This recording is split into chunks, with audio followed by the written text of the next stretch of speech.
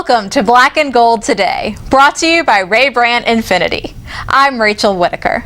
The Saints avoided hitting a new low Sunday by winning an overtime nail-biter over the Bucs. Tampa Bay converted Drew Brees' interceptions into 14 points and nearly shocked the Saints at home. Instead, the Saints took advantage of Bucs penalties and miscues to roar back from 11 points down. Just the second time in 26 occasions they've won with a fourth quarter comeback of 10 points or more. Drew Brees hopes it can be a defining moment. Oh, it's huge. It's huge.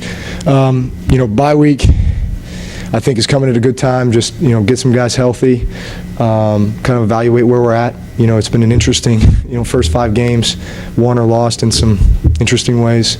And so, you self-scout, you take a look at what you're doing well, what you need to improve upon. Like I said, get some guys healthy, and then, kind of get ready for that next stretch here. But, listen, it's all in front of us.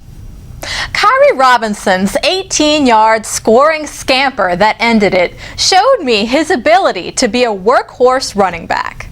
Here's Sean Payton on that play.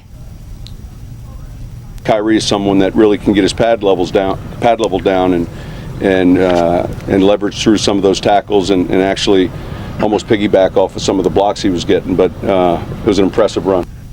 Then there's Pierre Thomas, racking up 112 all-purpose yards.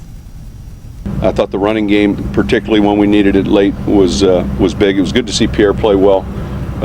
He was one of the game ball winners on offense, and he had an outstanding game. Now, though the defense gave up chunks of yards through the air, Patrick Robinson intercepted a pass, and Junior Gillette fired up the home crowd when he flew through the Bucs line and sacked Mike Glennon for a safety. Payton said good football like that can be found home and away. The road thing goes into, playing better football. It's not so much that we're playing it somewhere else. I said this last week. We could have played the Dallas game here. We could have played at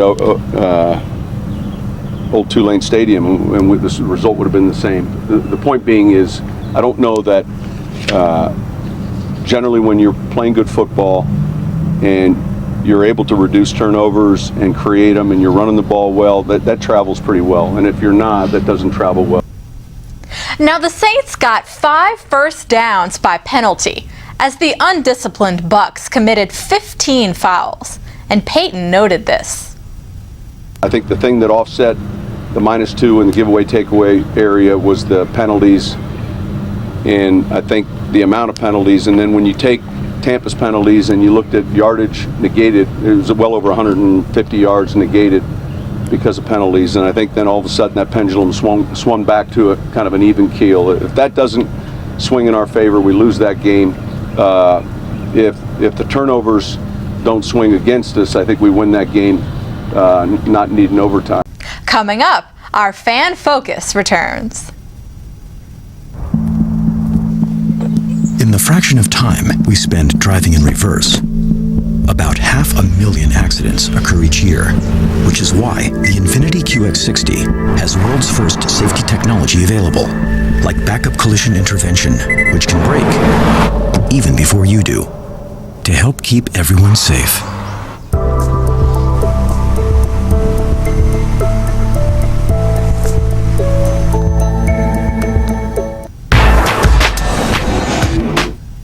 Welcome back. This week's Fan Focus found us on Poydras and Bertrand Streets with a group that's optimistic about the Saints' chances in the NFC South.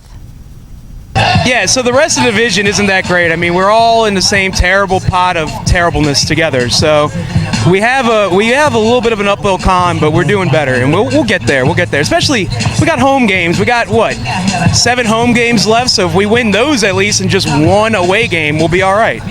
9-7, I'd take it right now. If you told me 9-7, I would think you were crazy 4 weeks ago. We all thought we had like a 13 game winning team here, but 9-7 will actually win the division. I think Atlanta is like the Saints of 2010, where they can only win at home and they get blown out away.